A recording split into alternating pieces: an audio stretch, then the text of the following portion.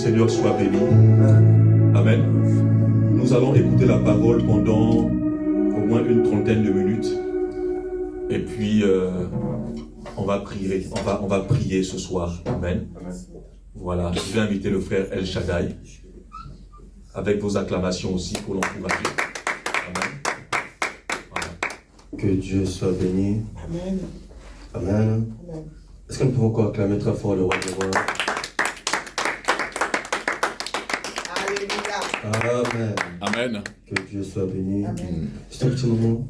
Quand tu dis Dieu tout-puissant, on peut chanter ça. Amen. Rapidement. Merci Saint-Esprit.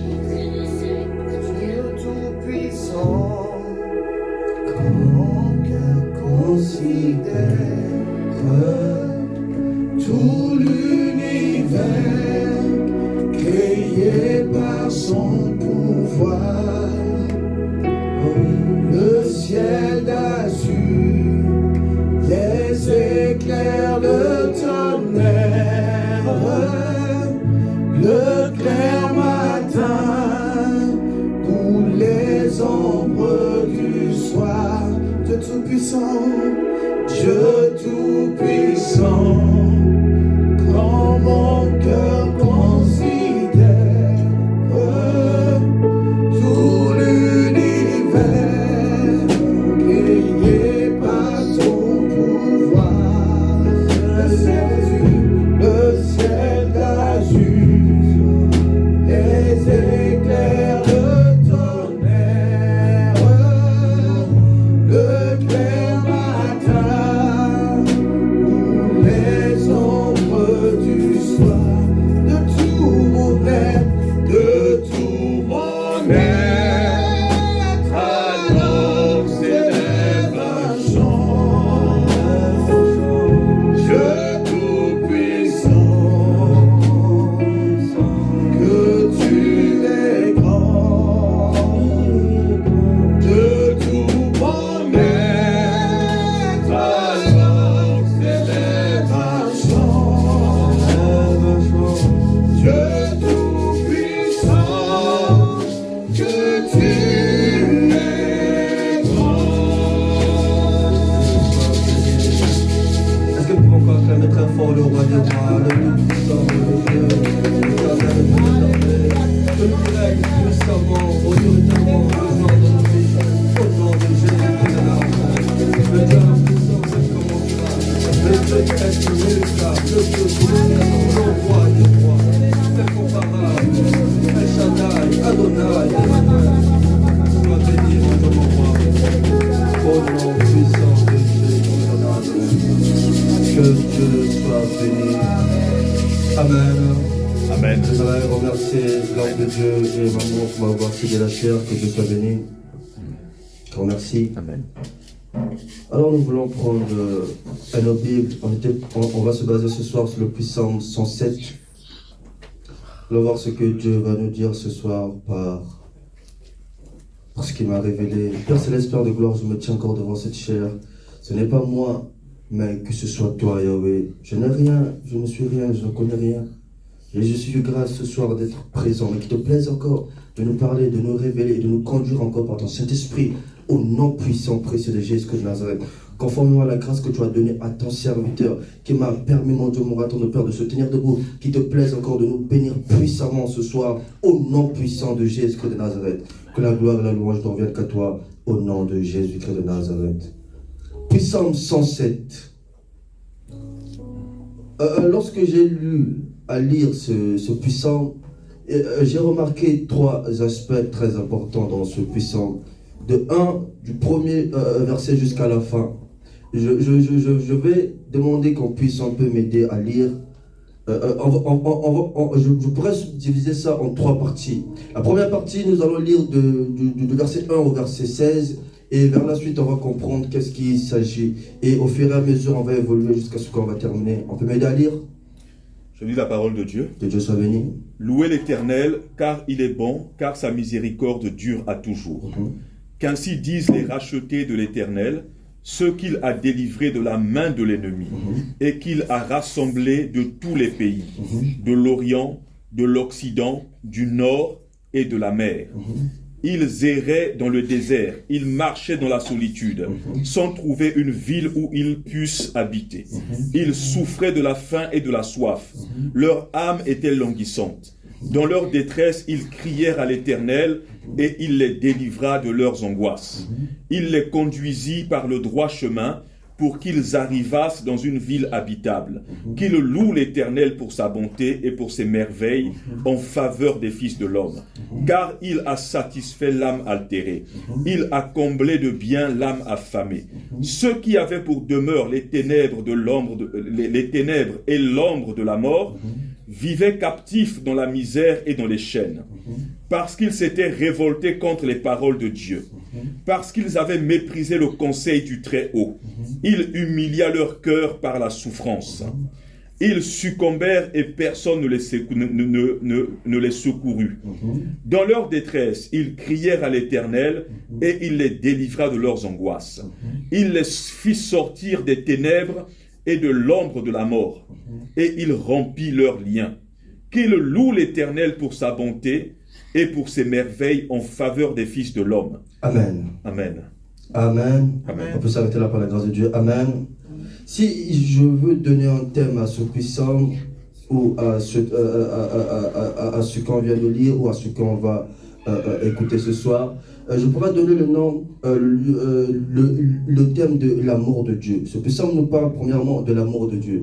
Ce psaume nous parle de la grâce de Dieu. Et ce psaume nous fait voir combien Dieu est bon. Par des trois types de personnes qu'on va voir, nous allons constater à combien Dieu est bon. Mais ce psaume ne nous parle pas seulement de la grâce, ne nous parle pas seulement de l'amour, mais ce psaume nous révèle aussi la repentance et la reconnaissance des bienfaits de Dieu. Alléluia. Amen. Alors rapidement, nous allons venir sur ce premier type de personne. Je peux dire que le premier type de personne qu'on remarque à partir de verset 1 jusqu'au verset 16, ce sont des personnes que j'ai nommées des personnes désobéissantes. Alléluia. Amen. Pourquoi est-ce qu'on parle des personnes désobéissantes? Lorsqu'on lit au verset 11, on dit parce qu'ils s'étaient révoltés contre les paroles de Dieu, parce qu'ils avaient méprisé le conseil du Très-Haut, l'Éternel, il humilia leur cœur par la souffrance et ils succombèrent et personne ne les secourut. Alléluia. Amen. Ce sont des personnes envers qui Dieu a fait grâce. Ce sont des personnes qui connaissaient les paroles de Dieu. Ce sont des personnes qui ont reconnu la grandeur de Dieu. Mais la faute ou le tort de ces personnes-là, c'est qu'à un temps, ils ont méprisé la loi de Dieu. À un temps, ils ont méprisé les conseils de Dieu. À un temps, ils ont méprisé les commandements de Dieu. Alléluia. Chose bizarre, lorsque j'ai lu ce verset, j'ai compris que leur souffrance ne venait pas des hommes, leur souffrance ne venait pas des divinités quelconques, mais leur souffrance venait de l'Éternel. Alléluia. Amen. Et j'ai compris que dans ce monde, lorsque tu n'obéis pas à Dieu, Dieu peut devenir ton ennemi. Je ne sais pas, on va rapidement lire ça. Alléluia. Amen. Nous allons prendre dans 2 Samuel, c'est pas grave, je vais lire rapidement. 2 Samuel 24, le verset 1. Il est écrit: la colère de l'Éternel s'enflamma de nouveau contre Israël et il excita David contre eux en disant: va, fais le dénombrement d'Israël et de Juda. Alléluia. Mais lorsque je reprends ce verset et je lis ce verset dans un autre chapitre, je comprends que ce que Dieu fait là, c'est un peu bizarre. Alléluia. Amen. Dans 1 Chronique 21, le verset 1, il est écrit: Satan se leva contre Israël et il excita David à faire le dénombrement d'Israël. Alléluia. Là-bas, on parle, dans Samuel, on parle que Dieu a excité. Mais dans Chronique, on dit que Satan est venu exciter. Bon, je me pose la question, qui a excité l'autre? Alléluia. Amen. Est-ce que je parle à quelqu'un ce soir? Et lorsque nous continuons, au verset 12, il est écrit: va dire à David, ainsi parle le Seigneur. 2 Samuel 24, verset 12, il est écrit: va dire à David, ainsi parle l'Éternel, je te propose 3 fléaux, choisis-en un, et je t'en frapperai. Je passe rapidement pour ne pas abuser de l'heure. Au verset 14, il est écrit: David répondit à Gad: je suis dans une grande angoisse, tendant entre les mains de l'Éternel, car ses compassions sont immenses, mais que je ne tombe pas entre les mains des hommes. Verset 15, je prends juste ce qui m'intéresse. Au verset 16, il est écrit: comme l'ange étendit sa main sur Jérusalem pour la détruire, l'Éternel se répandit de ce mal. Et il dit à l'ange: qui faisait périr ce peuple, assez, retire ta main de... excusez-moi. Qui faisait périr le peuple, assez, retire ta main. L'ange de l'Éternel était près de l'air d'Aram. Bon, ça c'est pas vraiment important. Lorsque vous allez lire vers le bas, on va comprendre que lorsque David a fait le dénombrement, et pourtant c'est l'Éternel qui a poussé David à faire le dénombrement. Mais lorsque David a fait le dénombrement, ayant péché, elle veut dire que la colère de l'Éternel s'enflamma contre David. Et Dieu a envoyé non pas un ange de bénédiction, mais un ange de destruction pour venir détruire. Alléluia. Amen. Et je comprends dans ce contexte-là, les premiers types de personnes que nous avons lus, que nous avons vus, ce sont des personnes qui connaissent Dieu. Ce sont des personnes qui vont à l'église. Ce sont des personnes qui entendent certainement la parole de Dieu. Mais ce sont des personnes qui n'obéissent pas, qui n'appliquent pas, qui se livrent à leurs désirs. Alléluia. Amen. Et ce genre de personnes-là, lorsque la souffrance arrive, ce n'est pas que les lois de famille agissent, ce n'est pas qu'il y ait des réclamations, mais des fois les réclamations viennent directement de l'Éternel. Alléluia. Amen. Il y a des versets qui viennent, mais nous n'allons pas lire tout. Et même lorsque nous voyons dans l'histoire entre Moïse et Pharaon, il est écrit que Dieu a dit à Moïse, voici vous allez tuer, on connaît tous l'histoire, vous allez tuer, vous allez mettre le sang, les lintés et tout. Et moi je frapperai, j'enverrai mon ange qui frappera. Alléluia. Dieu lui-même il peut se lever. Lorsque nous n'obéissons pas à ses lois, lorsque nous nous détournons de la parole de Dieu, lui-même il devient notre ennemi. Alléluia. Amen. Dans Samuel, il est écrit que Dieu a excité. Mais pourquoi dans Chronique, on nous parle de Satan qui a excité, sachant que Satan n'est pas Dieu? J'ai compris que Dieu, des fois, peut se lever et permettre au diable de te faire du mal pour qu'il te corrige. Alléluia. Est-ce que je parle à quelqu'un ce soir? Rapidement, nous allons avancer, nous allons voir le deuxième type de personnes. J'ai dit que les premiers types de personnes sont des personnes qui désobéissent à Dieu et dont Dieu exerce un jugement contre eux. Nous allons voir le deuxième type de personnes. On va commencer à partir du verset 17 jusqu'au verset 22. On peut m'aider? Je lis la parole de Dieu. Que Dieu soit béni. Les insensés, par leur conduite coupable et par leur iniquité, s'étaient rendus malheureux. Leur âme avait en horreur toute nourriture et ils touchaient aux portes de la mort. Dans leur détresse, ils crièrent à l'Éternel, et il les délivra de leurs angoisses. Il envoya sa parole et les guérit. Il les fit échapper de la fosse. Qu'ils louent l'Éternel pour sa bonté et pour ses merveilles en faveur des fils de l'homme. Qu'ils offrent des sacrifices d'action de grâce et qu'ils publient ses œuvres avec des cris de joie. Amen. Amen. Que Dieu soit béni. Alléluia. Amen. Et là, on voit un deuxième type de personnes. Ce sont des personnes qu'on appelle les insensés. Est-ce que je parle à quelqu'un? Amen. Les insensés sont des genres de personnes-là que tu croises en route qui ne connaissent pas forcément Dieu, qui ne comprennent pas forcément Dieu, qui entendent certainement parler de Dieu, mais dans leurs inconsciences, ils méprisent Dieu. Alléluia. Amen. Est-ce que je parle à quelqu'un ce soir? Amen. Il est écrit dans Ésaïe 32, à partir du verset 5, on ne donnera plus à l'insensé le nom de noble, ni au fourbe celui de magnanime, car l'insensé profère des folies et son cœur s'adonne au mal pour commettre l'impiété et dire des faussetés contre l'Éternel pour... bon, je vais pas dire ça, c'est jusqu'à la fin. Mais on dit que l'insensé profère des malheurs. L'insensé est celui qui certainement se trouve dans notre entourage, qui entendent parler de Dieu, qui entendent parler de ce que Dieu fait, mais qui ne reconnaissent pas la grandeur de Dieu. Alléluia. Ce n'est pas qu'ils connaissent Dieu, non. Ce n'est pas qu'ils entendent, qu'ils viennent régulièrement à l'église, non, ce n'est pas ça. Ce sont des personnes qui sont neutres. Alléluia. Tantôt ils sont dehors, tantôt ils sont dedans. Mais le problème avec les insensés, c'est que ces insensés-là, ce sont des genres de personnes qui au lieu de se taire lorsqu'ils voient la grandeur de Dieu, mais ils méprisent, ils condamnent, ils jugent, ils dénigrent. Alléluia. Amen. Et ce genre de personnes-là, lorsque nous voyons cette catégorie, ce sont des genres de personnes qui s'attirent un jugement contre eux-mêmes. Alléluia. Il est écrit dans... Excusez-moi. dans 1 Corinthiens 11, 29, car celui qui mange et boit sans discerner le corps du Seigneur, mange et boit un jugement contre lui-même. Est-ce que je parle à quelqu'un ce soir? C'est-à-dire, ces genres de personnes-là, lorsqu'ils viennent sans discernement, il sait bien que dans la maison de Dieu, on doit avoir une certaine attitude, mais ils se comportent comme ils veulent. Ces genres de personnes-là, ce n'est pas Dieu qui les punit, mais c'est selon les commandements de Dieu, eux-mêmes, ils s'attirent un jugement contre eux. Alléluia. Amen. Est-ce que je parle à quelqu'un ce soir? Un jour, j'étais en train de suivre une vidéo d'un prophète qui était en train de prophétiser et il arrive auprès d'un homme. L'homme là avait pour habitude de juger, de critiquer le divin, le ciel. Lorsqu'il voyait des miracles, il disait que non, Dieu ne peut pas faire ça, ça c'est certainement le diable. Un jour, lorsqu'il a rencontré ce prophète, dans son cœur, il disait, est-ce que même lui c'est un vrai prophète? Est-ce que je parle à quelqu'un ce soir? Et lorsque le prophète se rapproche devant de lui, il dit, mon frère, tu transportes une grande malédiction sur toi. Il dit, mais comment moi je transporte une grande malédiction? Je viens à l'église, je donne mes offrandes, arrête un peu de me dire ce que tu me dis. Le prophète a dit, ok, c'est seulement si je suis un vrai prophète, attends, je vais te dire d'où sort la cause de ta malédiction. C'est vrai que tu viens à l'église, oui. C'est vrai que tu participes dans certaines réunions, oui, c'est vrai. Mais en jugeant les hommes de Dieu, en ne reconnaissant pas la grâce de Dieu, en étant tout le temps là à dénigrer les hommes de Dieu, les serviteurs de Dieu, en touchant ce qui est, je peux dire, en détruisant ce qui est saint, tu t'attires un jugement contre toi. Alléluia. Amen. Ce n'est pas Dieu la cause de ton origine, mais ce sont tes actions. Alléluia. Amen.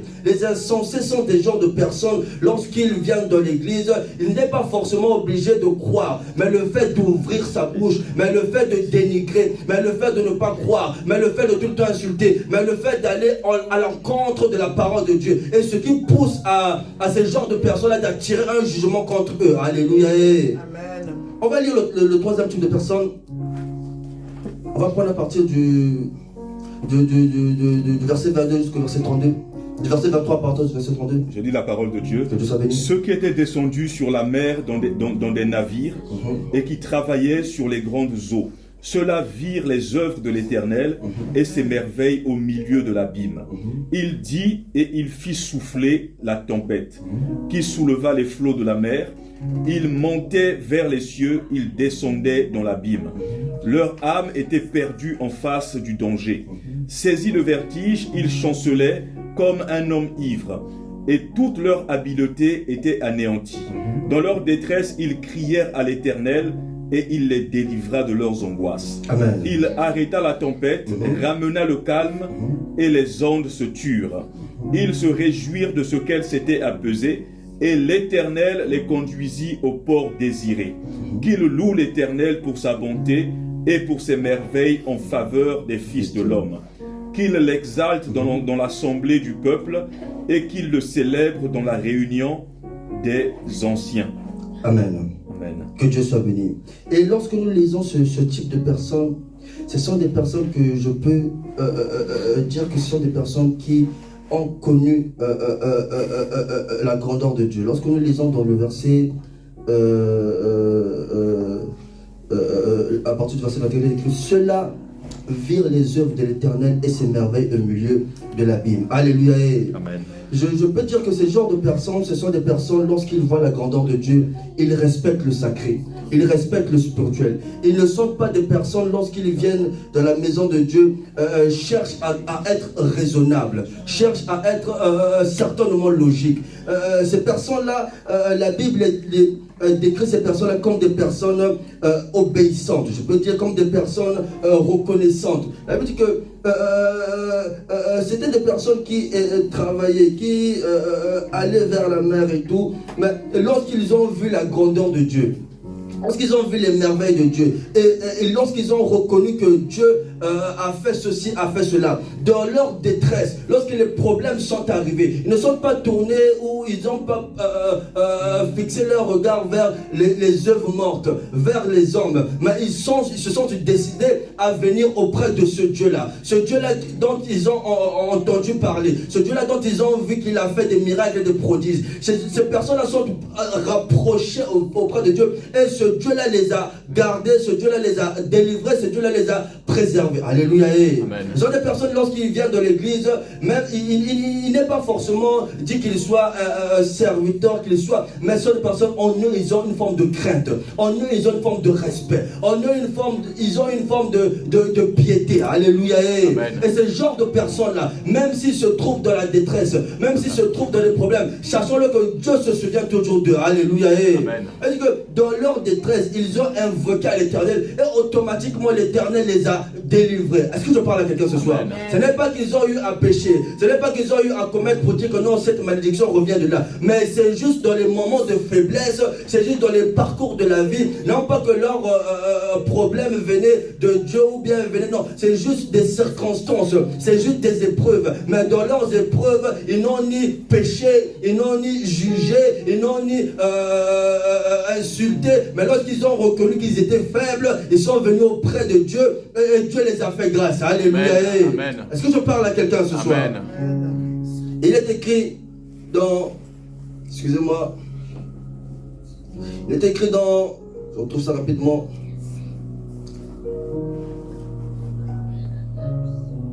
Il est écrit dans Psaume 121, Cantique des degrés. Je lève mes yeux vers les montagnes. D'où me viendra le secours? Le secours ne me vient que de l'Éternel qui a fait les cieux et la terre. Alléluia. Ce sont des gens de personnes, lorsqu'ils se trouvent dans la détresse, lorsqu'ils se trouvent dans des problèmes, lorsqu'ils sont dans la joie, leurs regards sont toujours fixés vers l'Éternel. Alléluia. Même s'il y a des problèmes, il y a des soucis, ils ne vont pas voir à gauche, ils ne vont pas voir à droite, mais leur regard se tient toujours vers l'Éternel. Alléluia. Et c'est ce genre de personnes, lorsque Dieu voit leur cœur, lorsque Dieu voit leur disposition, lorsque Dieu voit leur disponibilité, lorsqu'ils crient à eux, ils lèvent leur regard, ils lèvent leurs mains vers l'Éternel, automatiquement Dieu descend et il les relève. Alléluia. Amen. Est-ce que je parle à quelqu'un ce soir? Amen. Alors, nous pouvons dire que ce puissant nous montre la grâce de Dieu. Parce que même lorsque nous voyons ces trois types de personnes, on peut constater que même si les désobéissants, les insensés et ceux qui connaissent Dieu, lorsqu'ils sont venus auprès de l'Éternel, Dieu n'a pas rejeté les uns, Dieu n'a pas accepté les autres. Mais à chaque fois, on dit que dans leur détresse, ils imploraient la miséricorde. Dans leur détresse, ils criaient à Dieu. Et Dieu les. Alléluia. Nous pouvons comprendre que même si tu es insensé, mais lorsque tu te répands, lorsque tu connais tes œuvres mortes, et lorsque tu viens auprès de Dieu, Dieu va toujours faire grâce. Alléluia. Est-ce que je parle à quelqu'un ce soir? Même si tu es désobéissant, même si à cause de ta désobéissance, tu as attiré un jugement sur toi, mais lorsque tu reconnais la grâce de Dieu, lorsque tu te répands, lorsque tu reconnais au-devant de toi que tu as péché, viens au-devant de l'Éternel et il te fera toujours grâce. Alléluia. Est-ce que je parle à quelqu'un ce soir? Avant de commencer nos moments de prière, nous allons lire un psaume, un verset, c'est dans Joël 2:12, je lis la parole. Maintenant encore, dit l'Éternel, revenez à moi de tout votre cœur avec des jeûnes, avec des pleurs et des lamentations. Le verset 13, déchirez vos cœurs et non vos vêtements, et revenez à l'Éternel votre Dieu, car il est compatissant et miséricordieux, lent à la colère, riche en bonté, et il se répand des mots qu'il envoie. Alléluia. Amen. Est-ce que je parle à quelqu'un ce soir? Même si lorsque nous avons désobéi, Dieu s'est certainement mis en colère, Dieu a permis certainement des circonstances néfastes dans nos vies, afin de nous rectifier. La Bible dit que Dieu se répand des fois des mots qu'il envoie. Alléluia. Ce soir, nous voulons entrer dans un moment de repentance. Nous voulons élever nos voix, implorer la miséricorde de Dieu. Quel que soit ce que nous avons fait, certainement ce qui nous arrive, c'est lié à notre inconscience. C'est lié certainement à ce que nous avons fait, à notre désobéissance. Un jour, Dieu nous a dit de faire ceci et cela, mais nous n'avons pas obéi. Et par cette désobéissance, Dieu a retiré comme son esprit. Cela s'est fait avec Saül et David. La Bible dit que lorsque l'esprit de l'Éternel a quitté dans la vie de Saül, Dieu a envoyé un autre esprit méchant pour venir troubler. La Bible parle là, ce n'est pas que le diable a envoyé, mais Dieu a retiré le Saint-Esprit et a envoyé un mauvais esprit pour venir troubler Saül. Alléluia. Et automatiquement, l'esprit qui avait quitté Saül est parti et s'est posé dans David parce que Samuel est en train de doindre. Alléluia. Dieu peut permettre que certaines situations arrivent. Mais lorsque nous voyons que les problèmes arrivent, ne jugeons pas Dieu. Ne condamnons pas Dieu, mais venons avec un cœur repentant. Alléluia.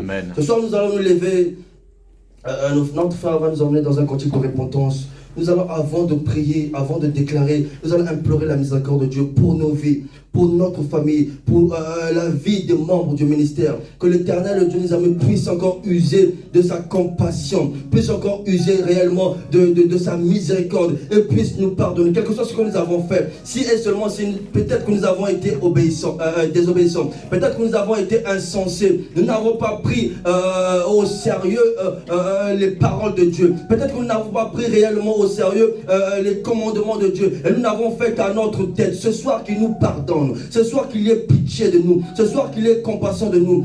Élevons nos voix pendant que notre frère va nous emmener dans un cantique de repentance. Nous allons encore implorer sa grâce, sa miséricorde dans nos vies. Qu'il puisse encore nous pardonner. Élevons nos voix. Prions dans ce sens au nom puissant de Jésus-Christ de Nazareth.